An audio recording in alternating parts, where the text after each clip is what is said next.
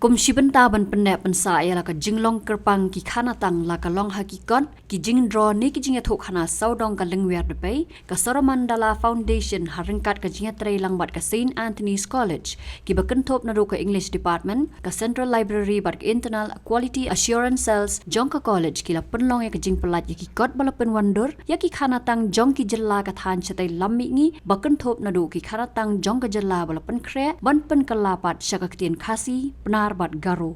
Haka arpo terik risau arja arpulai la pelat hendriu teli na ki sausan teli ki kot ki bala penwandur ha ki jingtho bat ki jingdro dur ha executive conference jongka college haringkat ke jingadon lang uswapnel tembe IAS director ke school education and literacy kum kongsan ke kong CD lingwa director jongka social welfare kum kesembut kongsan ke professor Kathy Saibon HOD ke English department ki nong hikai berim bat bathamai jongka college ki samla pulie ki hepret na ki school bamarjan bat ki we Hakan hingga segi la penyat ru ya ke panel discussion da Sir Jacob Shilla, Assistant Professor jong ke English Department, ubalong ru coordinator jong ke book launch.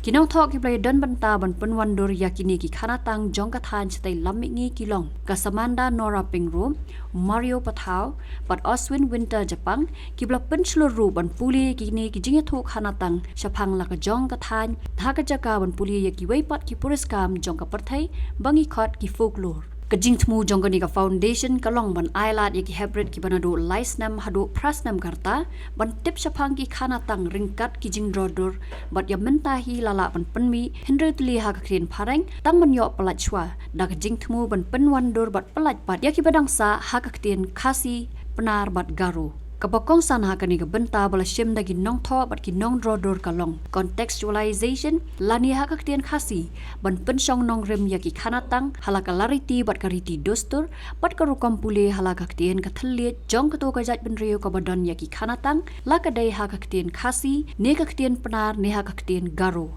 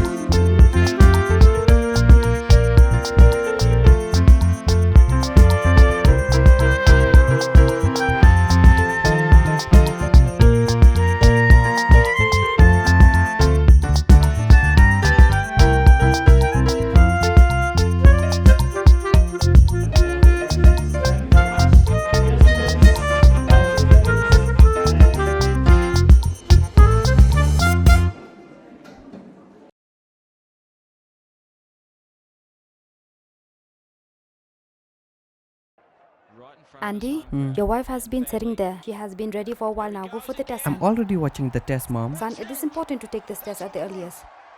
Mom, why do we need to rush? What will happen even if we're late to take the test? Look, son.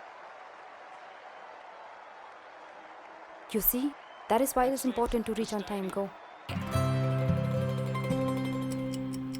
Within the first 3 months of pregnancy, it is important for the mother to get tested for HIV in order to prevent the baby from getting infected with HIV, so that the mother and the baby can live a healthy and long life.